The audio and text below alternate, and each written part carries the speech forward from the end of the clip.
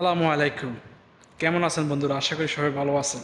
আজকে একটা আমাদের কথা বলতে চাচ্ছি যে প্রবাসীদের জীবন কাহিনী। একজন প্রবাসী বা বাইরে আসলে কি হয়, তাদের কি ঘটে, এই ঘটনাটাই আজ একটা ভাই বলবে, কারণ তার সাথে এগুলো হয়েছে।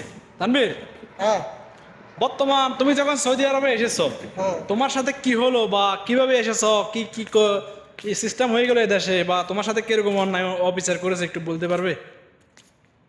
মূলত আমি যখন সৌদি আরব আসি তো আমি পয়লা ঢাকা এজেন্সি বাড়িতে গেছিলাম। হুম। তো হ্যালো ইন্টারভিউ দিয়ে মানে সব কিছুই ঠিক মতো করে আসছি, বুঝছো। হ্যাঁ।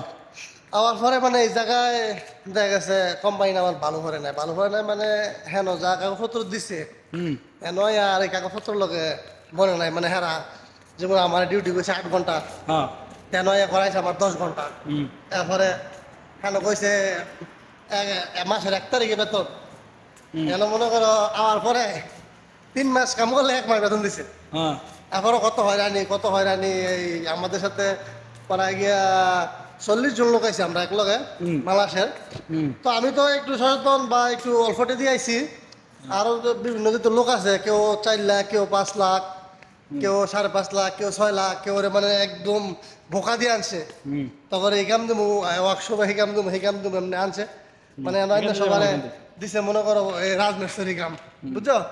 তা আমার সাথে এমন লোক আইছে অনেক শিক্ষিত। হ্যাঁ। 2টা লোক ছিল, একটা নাম ছিল মনির ভাই, হুম। আরেকজন নাম না আমার খেয়াল নাই। 2টা লোক অনেক শিক্ষিত, কিন্তু হ্যাঁ করো আইয়া ওই ব্যবসা মারতো মানে হ্যাঁ করে বিষয় দিছে লেবার বিষয়। হুম। তো লেবার বিষয় কি করবো আর বুঝতে পারে না, বাংলাদেশের দালালরা চক্রান্ত করে আনছে। হ্যাঁ। মানে এই জিনিসটা বুঝতে পারে না মূলত বিদেশটাতে মানে কি নইলে কি করা লাগবো বা কি কাজ হইব হ্যাঁ করে কই আনছে, তখন স্টোর কাজ দেবো। হুম। তাহারা এটা বিশেষ করে আইছে হুম। প্রায় 5.5 লাখ করে এটা দিয়ে আইছে। আমার পর দেন খুব কান্নাকাটি, খুব সমস্যা, এটা অনেক কিছু। এরপরে মনে করো বেতন দেয় না, 3 মাস পরে পরে 1 মাস বেতন দেয়। হুম। তো ওইতালি দালালের লগে আমার খুব ঝামেলা হইলো। হুম। দালালের মামলা টামলা হইলো। হুম। তো হ্যাঁ আমার কিছু এই টাকা ফেরত দিছে। আচ্ছা। সবাই দিছে, কিন্তু মূলত 40 জন লোকের দ্বারা আমি একাই ছিলাম কোম্পানি, তার সবগুলো ভাগিয়ে গেছে। হুম। মানে 39 জন লোক ভাগিয়ে গেছে আমার কোম্পানিতে, হুম। শুধু আমি একা ছিলাম। হুম। তা আমি একা হওয়ার পরে যেমন আমি আসছিলাম মক্কাতে আসি রিয়াদে। হুম। রিয়াদে হওয়ার পরে এই আমাকে বাঙালি ডকুমেন্ট আছেন, হ্যাঁ। তোর সাথে আমার খুব আন্ডারস্ট্যান্ড ভালো হইলো। হ্যাঁ আমি 6 মাস কাম করার পরে কোম্পানি তো নতুন একটা প্রজেক্ট পাইছে, তো আমার সেই প্রজেক্ট হ্যাঁ লয়ে গেছে। হুম। দেন আনার পরে আমার হ্যাঁ কইছে তুই আমার লোকে আয়, আমি বছরে কইছে তোরা কাম বানাই দিম। হুম। তো ঠিকই আল্লাহর রহমত হইলো, এই জায়গায় আওয়ার পরে মনে করো হ্যাঁ কইছে বছরে আমার আকামাটা বানাই দিচ্ছে। তো আমার আকামাটা বানাইছে বলে আমি আলহামদুলিল্লাহ, আল্লাহ আমার রক্ষা করছে। আমি মনে করো হ্যাঁ তেনে এই আকামা শেষ হওয়ার পরে হুম। আমি পরে অন্য মালিক দেখে ওই জায়গায় ফেলেছি। মানে ওই জায়গায় যে ছিলাম আগে খুব কষ্ট হইতো, রোদের মধ্যে কাম, ঠিক মতো বেতন দিত না। এরপরও আমি ওরা 3 মাসের বেতন তুইছি, হুম। মানে 3 মাসের বেতন আমার দেয় নাই। হ্যাঁ। তো যারাই বিদেশ চাইবেন খুব পাইবে চিন্তা, ভাইবা চিন্তা আসতে খুব হবে। সতর্ক পাবে।